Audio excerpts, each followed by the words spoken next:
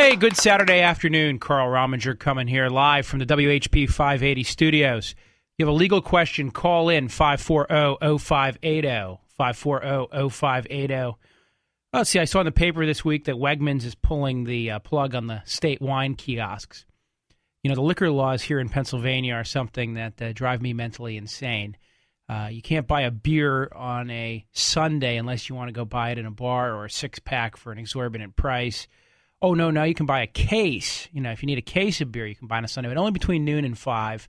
And you can't get wine at a grocery store because, well, you know, a lot of kids will buy their Pinot Grigio there and run off and get drunk with it.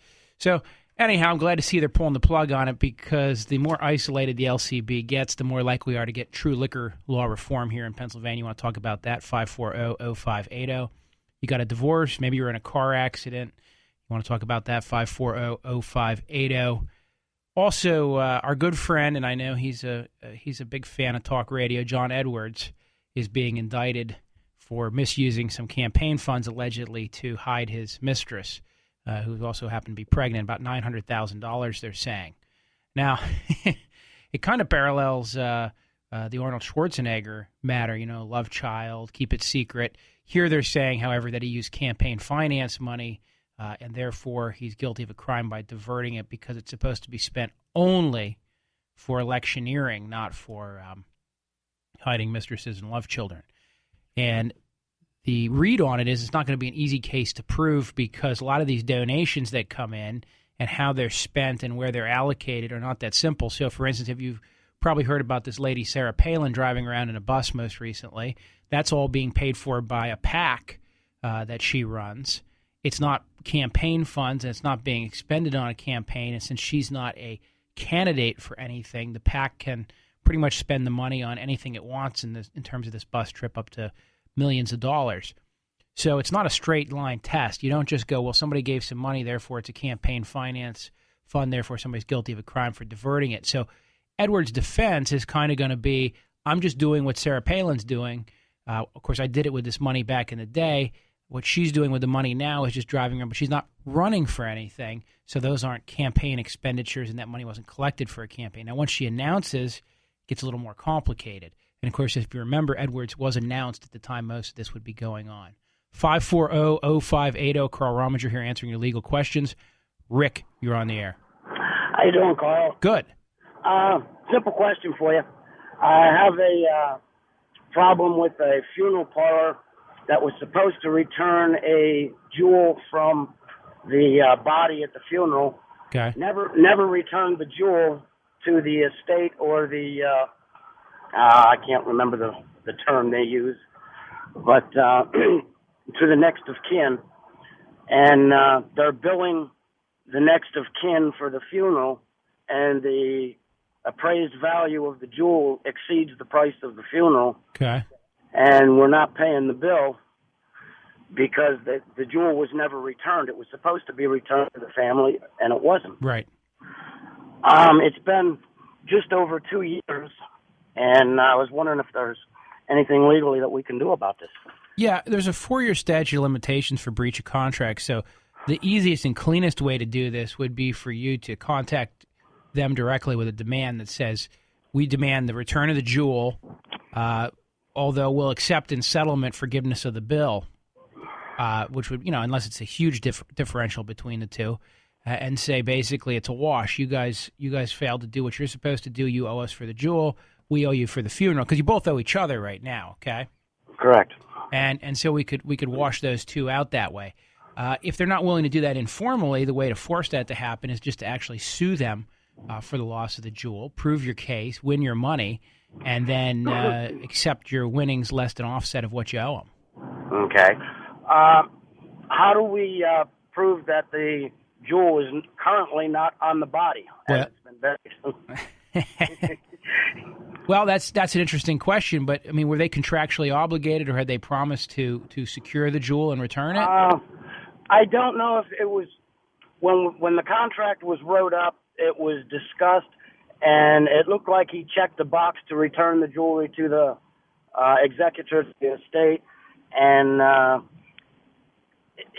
but we never got a copy of that bill. They never gave us any paperwork on that? Well, that's the first. That's the first trick is to get the paperwork, and sometimes that's actually part of the lawsuit. In the original part of the lawsuit, the first thing you send over is request for written discovery, saying provide me the writing. If you don't have the written contract or a copy of it, you can still proceed.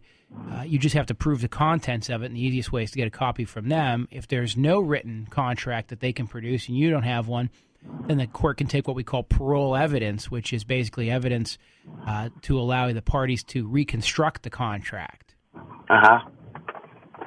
All right? All righty. Thank you very much, Carl. All right, brother. All right. Bye-bye. 540-0580. Steve, you're on the air. Hey, Carl. Good to talk to you. Quick question. If you have a prenuptial agreement in place going into a marriage, is there any case where one party could void that at the time of divorce? Well, yes. There's a case of Simeon v. Simeon, which is the bellwether case in Pennsylvania that talks about what a prenuptial agreement has to have, or what the best way is to invalidate it, because it says that a couple things. That, first of all, the agreement had to be entered into knowingly, intelligently, and voluntarily, that the parties had to have the advice of counsel or waive their advice to counsel, independent counsel, not the same lawyer.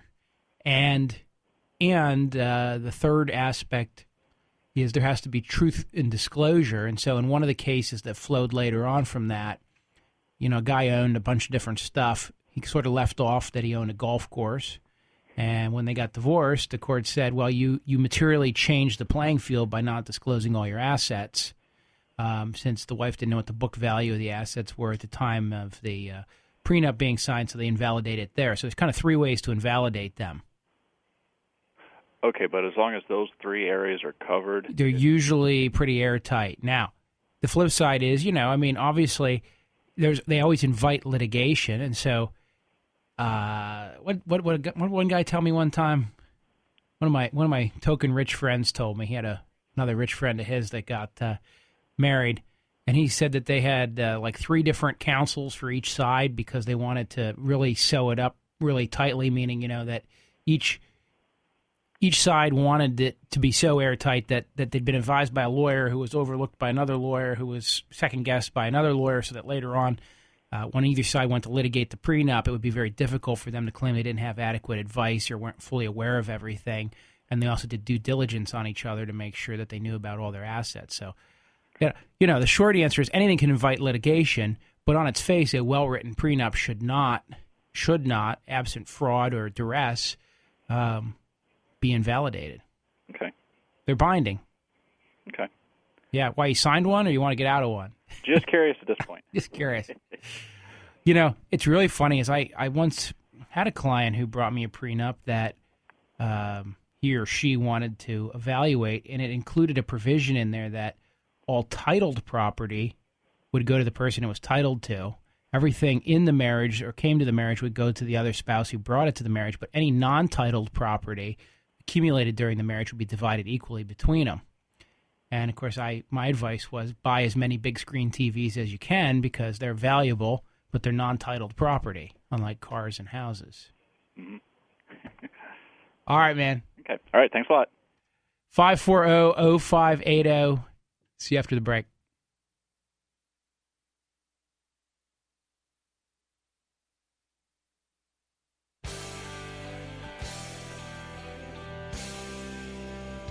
Hey, welcome back. Carl Rominger here, answering your questions live on the air, 540-0580. I will be in trial, I'm told, this Monday.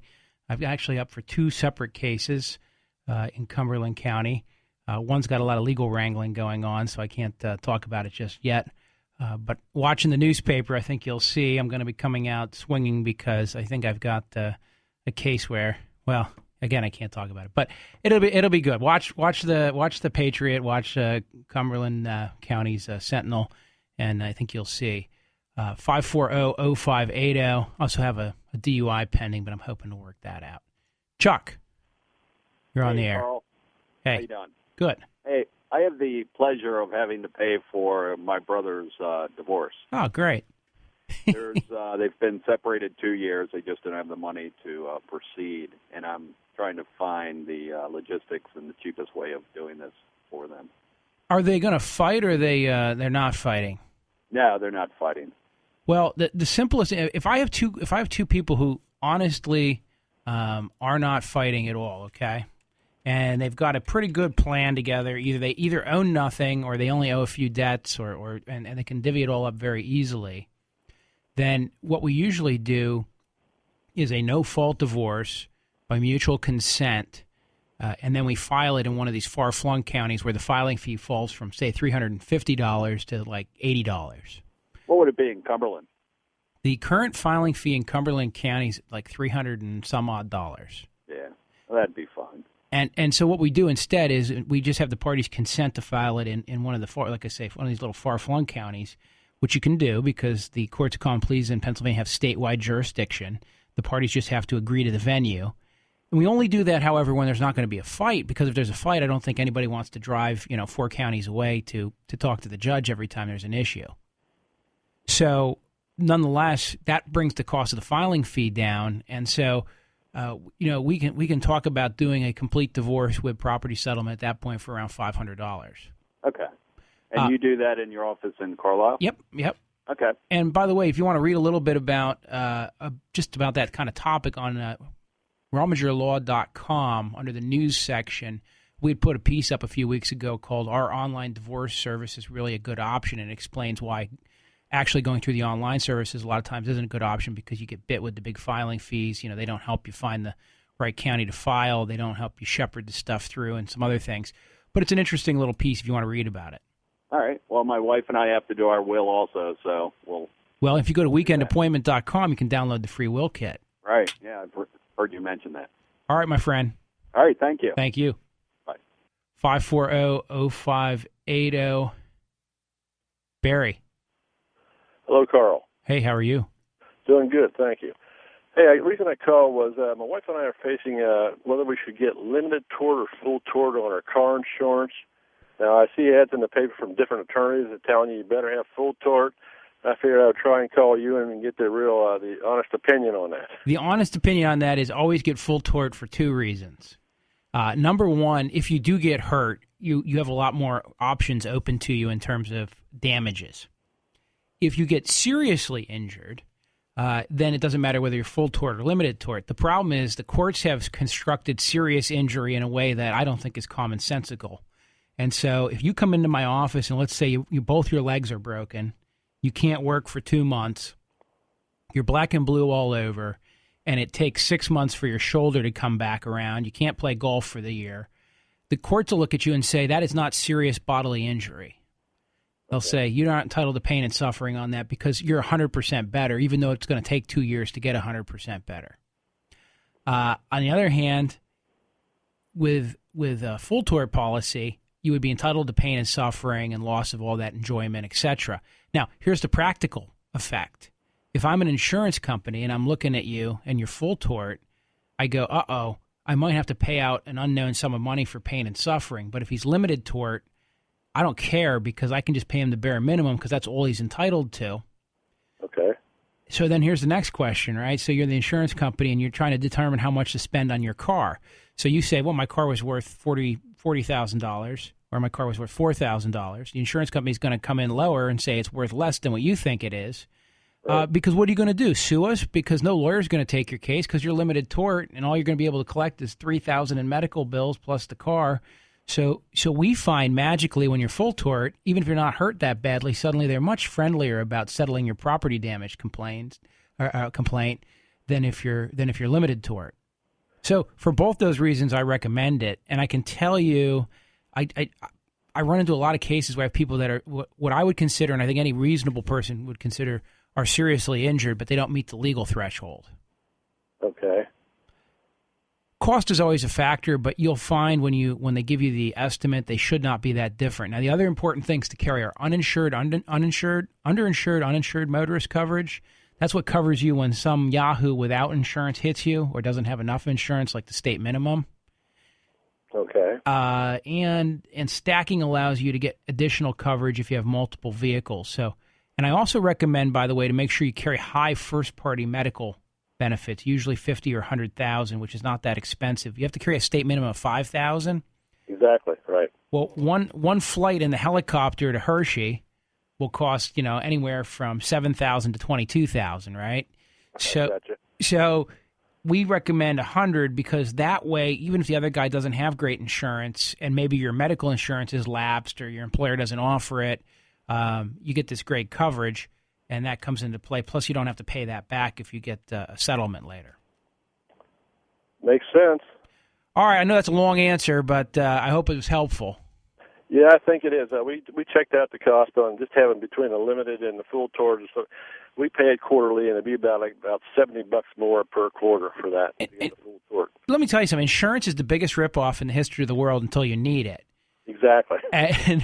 And I firmly believe this. If you knew you didn't need insurance, right? Think of all the money you could save. Like think of a typical business spends so much money on workers' compensation insurance and liability insurance. If you have a bar, you have dram shop insurance, and then you've got general liability policies. And if you've got workers out in the field, the amount of money people pay for insurance is phenomenal.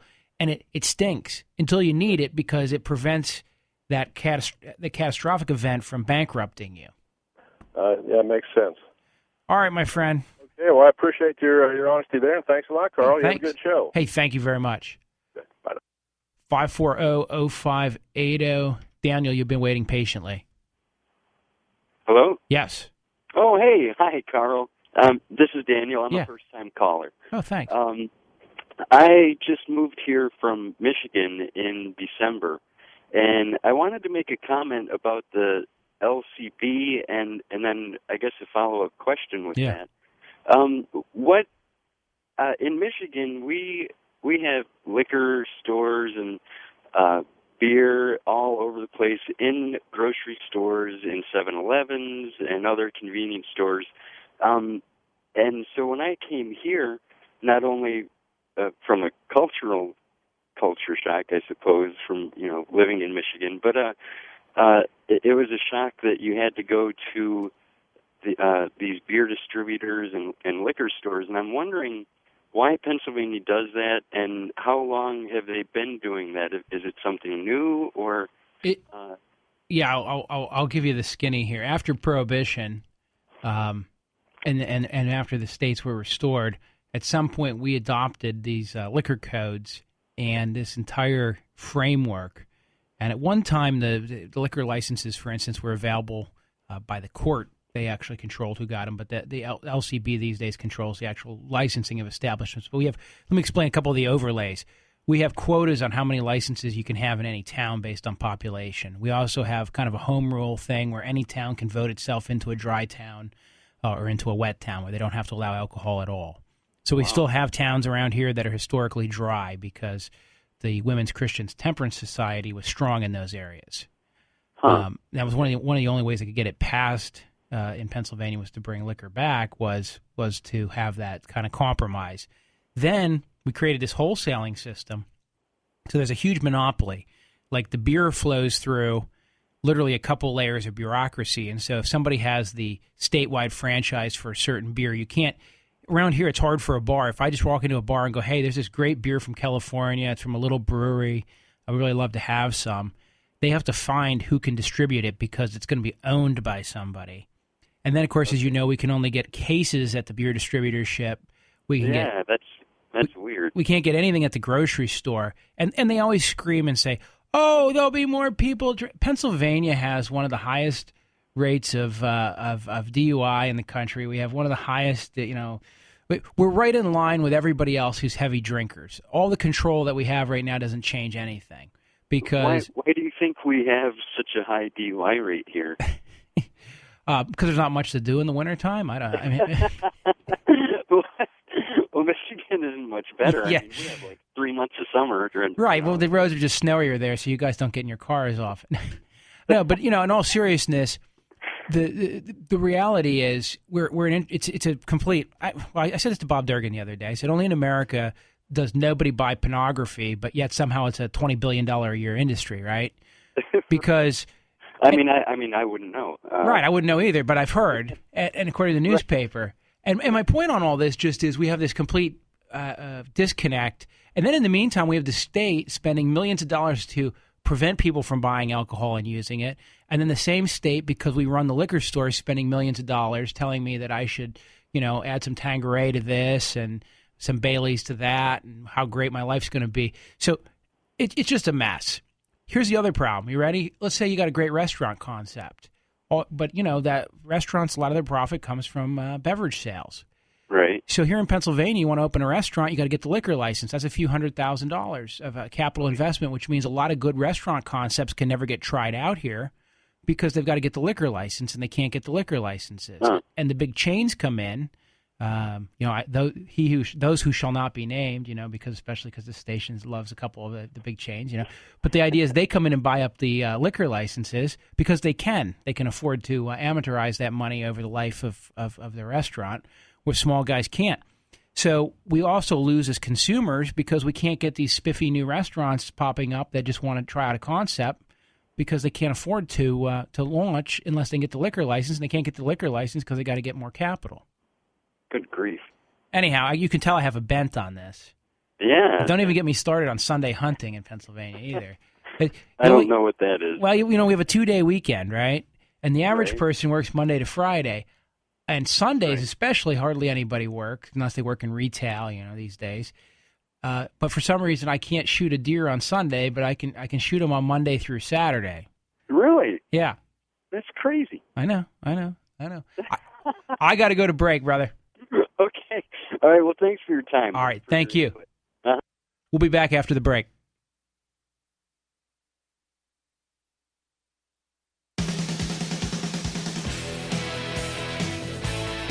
Hey!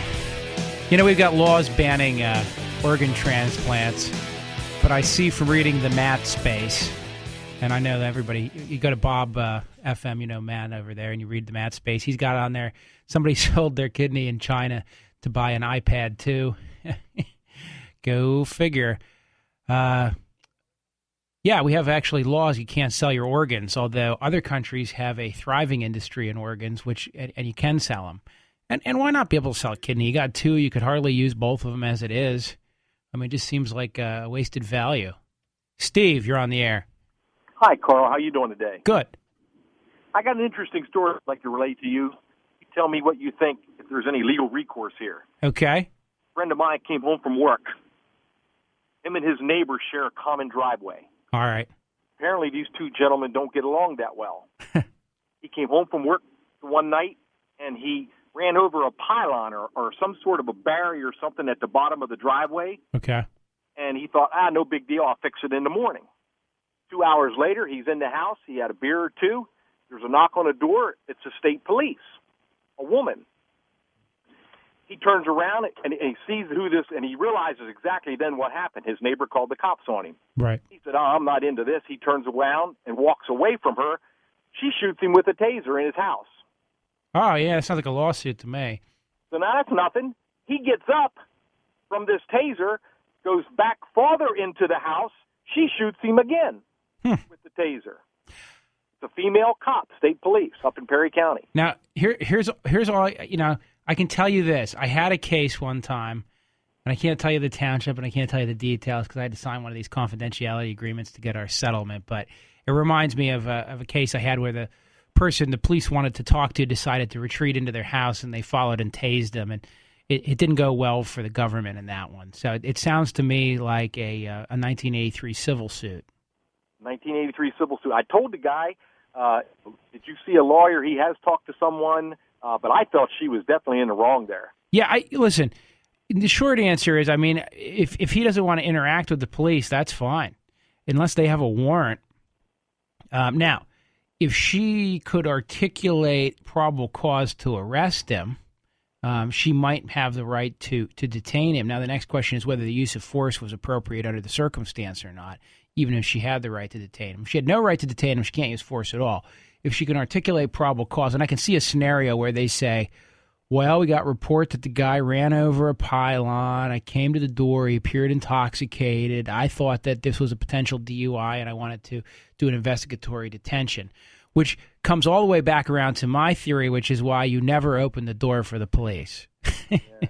Well, Well, I thought that was rather interesting. And then I guess she handcuffed him and hauled him down to the station and tried to fingerprint him or whatever. But I guess they never did book him or charge him with anything. Right. Yeah, they probably figured out they couldn't. They probably did. So that was like a little lawsuit there, huh? Yeah. Vinny in my office does 1983 action, so he can get a free consultation from Vinny if he wants to talk to him. I'll be talking to him. Thanks, Carl. I appreciate it. All right, my friend. Bye. Now, of course, the police officer actually may have done nothing wrong. If she had reasonable basis to detain him, then he would not have the right to flee. The next question is, then would she have the right to use force? If I'm a police officer and someone's retreating into their house and I have a basis to detain them, I may be concerned, particularly if this story came from Perry County, that there's 47 guns hanging around or 12 handguns on the sofa. And so you might be able to articulate a basis for an arrest, and therefore you might also be able to articulate a fear that the person is about to arm themselves, and so the use of the taser might not be excessive use of force under the circumstance. The flip side is, and I don't know the answer to this, but usually you're supposed to warn the person, listen, don't move or I'm going to tase you. And then if he fails to comply, it might be a reasonable use of force. So it might not actually be a case. And I want to be clear about that only because I'm all for police officer safety. And I don't have any problem with police officers having to use appropriate force to protect themselves and the public. Also not in favor of them abusing it either. Tammy, you're on WHP 580 with Carl Rominger. Hi, Tammy. Tammy. I think she set her phone down. Tammy. Here he comes. Tammy. Hello? Hello, Tammy. Hey, you were away from your phone. Did you set your phone down? Yes, because I was listening to you on the radio, and I had the phone in the other room, so I'm sorry. That's okay. And you know what's funny? See, we're on a little delay, so that if somebody says something crazy, I can dump it, right? In case there's a wardrobe malfunction here on the air. And so that's probably why you didn't realize I was calling for you yet, because of that little delay. I know. I'm sorry. It's okay. That's why I waited. I figured that's what you did. I had you in the other room. I'm sorry. That's okay, Tammy. All right, what's going on? Yes, sir. I'd like to ask you about an appeal. How do they work? I mean, you have to be sentenced before you can file for an appeal, or I'm not sure how. I never had to deal with an appeal before. In a criminal case in Pennsylvania, okay, in a traffic ticket or a minor matter, you get your hearing at the district justice, and then you can appeal after the district justice hearing is over. But in a regular criminal case that goes up to the big courthouse, you cannot appeal any pre-trial rulings or any trial rulings or any sentencing issues until after you're sentenced. Okay, and then how long after that do you have? Well, generally speaking, you have 10 days from the date you're sentenced to file a timely post-sentence motion and 30 days to file a direct appeal to the Superior Court. However, if you file the 10-day motion, then the 30 days to appeal to the Superior Court does not begin to run until your post-sentencing motion is denied, or if the court fails to act on your post-sentencing motion within 120 days, then the clerk is supposed to deny it, and then you have 30 days. And the court can extend that 120 days, 30 days, upon good cause shown at the request of any party. So anyhow, that sounds a little complicated, but basically what it means is you got 10 days to file a post-sentence and 30 days to file a direct appeal, but you don't file the direct appeal until your post-sentence has been disposed of if you choose to file one. You don't have to raise any issues on post-sentencing motion except discretionary aspects of the sentence and the weight of the evidence. So that's the rigmarole. Okay. I have another question for you. When you're supposed to be sentenced, and how many times can they continue it until you get sentenced? Well, I don't know who's continuing it, but the government is supposed to not continue it more than 90 days. Okay. If you're continuing it, you can waive the 90-day rule. And if you're not sentenced within 90 days, it doesn't necessarily mean that you walk away, but there's a possibility that you could make an argument that you've been prejudiced and that the case should be dismissed, although courts rarely do that. And further, by the way, if you are sentenced to jail and you want to appeal, you still have a right to bail on appeal as long as your total sentence is less than 2 years of incarceration. Okay? Yes, sir. If it's more than 2 years, you have a qualified right to bail where the judge can give you bail but doesn't have to. Okay. All right. I was just wondering about all that. You got a lawyer, I hope? Yes, you was very much a help. Good. I'll probably call your office. All right, Tammy, you can find us on RomingerLaw.com or weekendappointment.com, and, of course, I'm on Facebook as well. All right. Thank you, sir. All right, take care. Love you, too. 540-0580. You have a legal question. You want to know a little bit more about the legal system. Pennsylvania is one of the states where you cannot appeal a pretrial ruling. So, for instance, if you want to suppress evidence, let's say there's some marijuana plants that the police found in your yard, and you're complaining about how they got in your yard to find them, and you want to say that they entered your yard illegally, and you're just some poor pot farmer, and they really shouldn't have violated your rights, and it's really for medicinal use only. Well, the part of that you can work on the pretrial issue would be whether or not the police had the right to enter your yard and violated your constitutional rights, and the judge will not allow the government to use evidence that they obtained in violation of your constitutional rights. But if the judge rules against you, on that matter, well, then you have to wait until after you're convicted at trial before you can file your appeal on the suppression matter. I don't know if that makes sense to you or not, but that's just the law. And so it means you have to go to jail first, or if your lawyer's smart enough, keep you out of jail pending the appeal. And some judges, quite frankly, when they're looking at that bail issue, if they think you have a good appeal issue, they won't put you in jail. Some judges don't seem to care about that.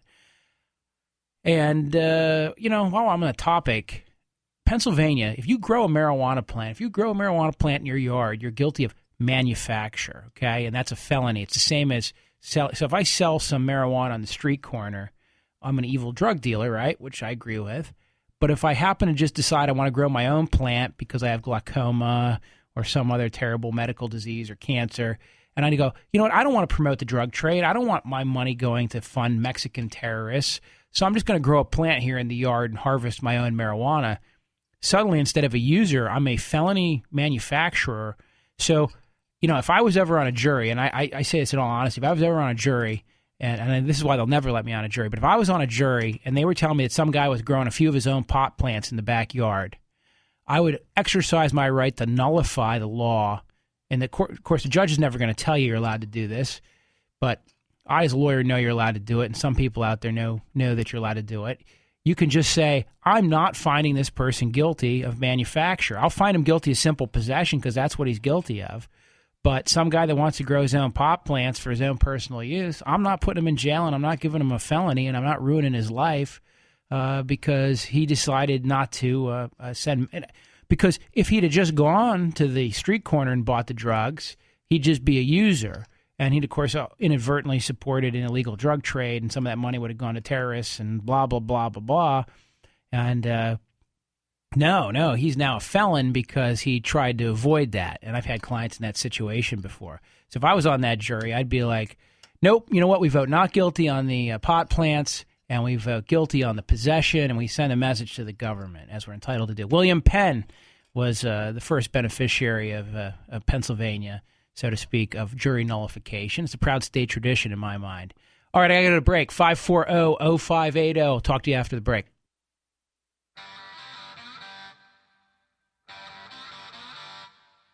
Hey, welcome back.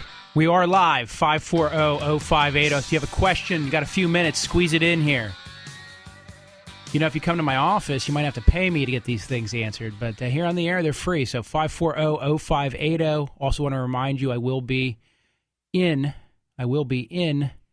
court this Monday, Cumberland County. So you want to stop up. Those trials are open to the public. People have stopped in to watch them before, so feel free.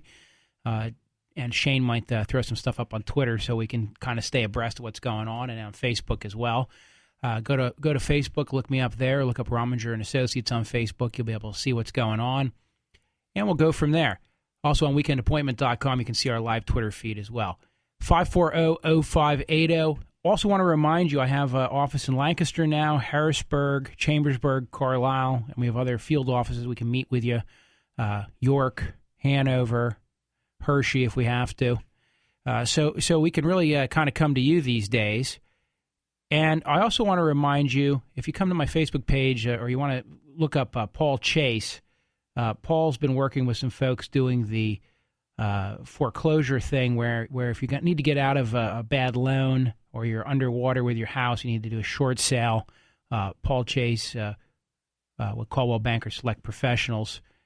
He works around the mid-state. He's a great guy. He also dropped off some really good beer for me the other day on a Saturday at my office. So, of course, I was here doing the show, but he dropped off the beer, and I was able to find it and drink it. So I'm a very happy man. So that's why I'm giving Paul a plug because he's a great guy, and we work together on a few of these things. And he's somebody I really trust. And so check him out on Facebook.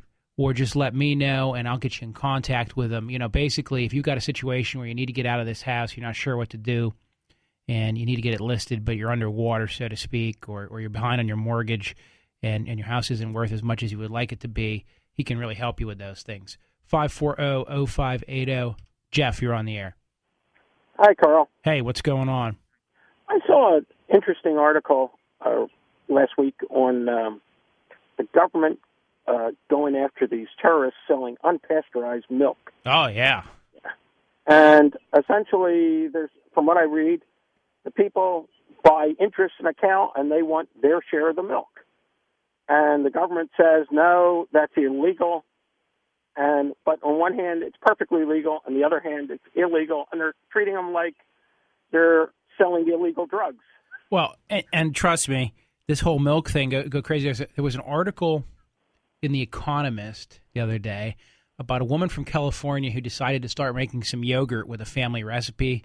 Family's from the Middle East, and her father was famous for this yogurt that everybody likes. So she starts making it 20 gallons at a time with his recipe, and the state comes in and shuts her down and says you can't make yogurt and sell it at the farmer's market because in order to make yogurt, you have to have all these facilities to pasteurize the milk. So basically, she needs a $20 million stainless steel plant to make 20 gallons of yogurt to comply with the state law, okay?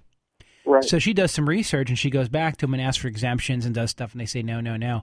And then she points out to them that actually the milk she uses is already pasteurized. It comes out of jugs that are already pasteurized, and there's a separate state law that says it's illegal to pasteurize milk twice.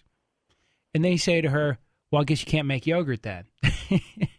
So they won't. They wanted to pasteurize the milk, and they wanted to build literally a $1 million facility to do it in order to comply with the law.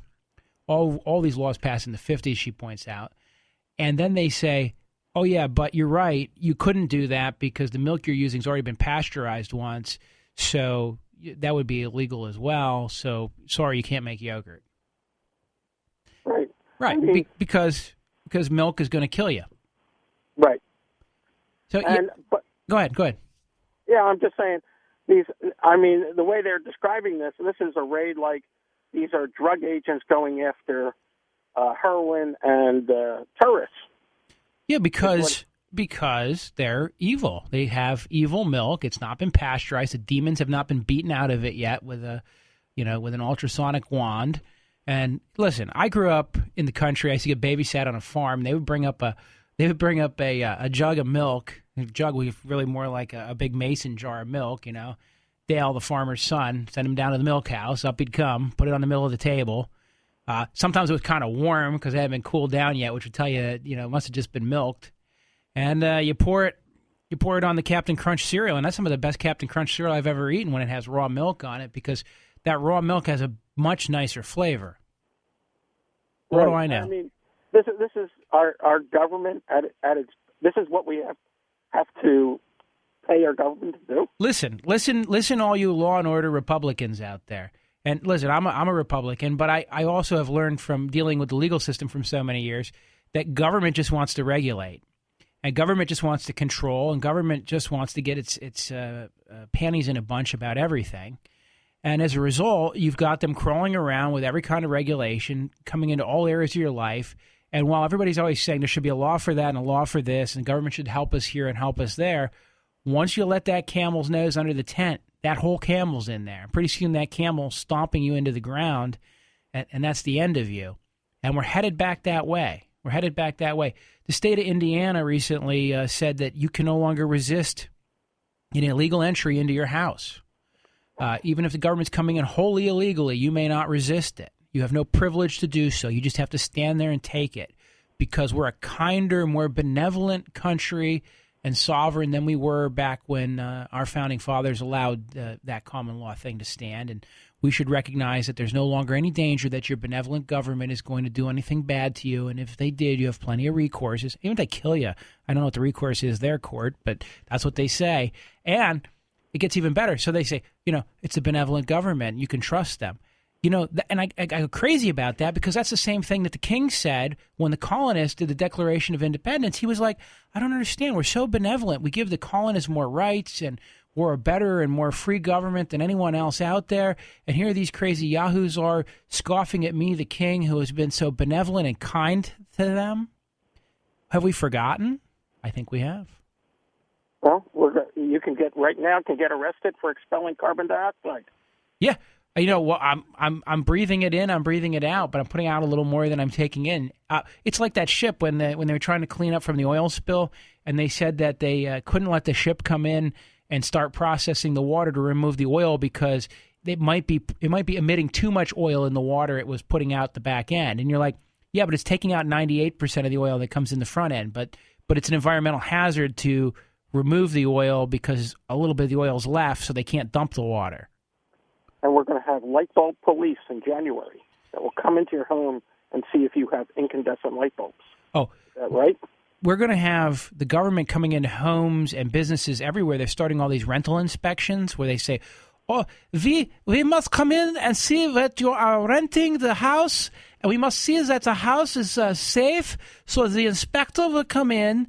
Oh, yeah, by the way, while we're in there, if the tenant happens to be doing anything illegal or something that the government doesn't think is appropriate, all that's going to come to light, right? Because they don't need a warrant to enter. They're going to come in administratively under these regimes. And if you don't want to let them in, they will go get an administrative warrant. And then they're going to tell you, oh, yeah, you have to do $1 million worth of health and safety upgrades to this, or we're going to condemn the property so you can't rent it any longer. I mean, it's getting terrible. And this is all because we're better, correct? We're right. Well, our government is trying to protect us from ourselves. I often say government would be. I can imagine the government, whatever it is, whether it's a person or an entity, however you want to look at it, sitting around saying, boy, we could really run an efficient world if only we didn't have these stupid citizens in the way, always doing stuff, always messing things up. If we could just get rid of the citizens, we could have the greatest country in the world. Our school systems would be the same way. If they didn't have kids, they'd be great. Right. Why would they want to do that? Just reading a thing about a guy who's got a whole online math program that he does that's working better than all the books they purchased. I got to go, my friend. All right. Have a great weekend. You too. My time is up. Need us? Go to RomingerLaw.com, weekendappointment.com, or just call us at the office. You can find us. You can find us on the internet. Just look up Carl Rominger, Rominger and Associates. Happy to represent you guys. Looking forward to talking to you about anything you need next week. Of course, we'll answer your legal questions then too, and sometimes a little politics. See you later.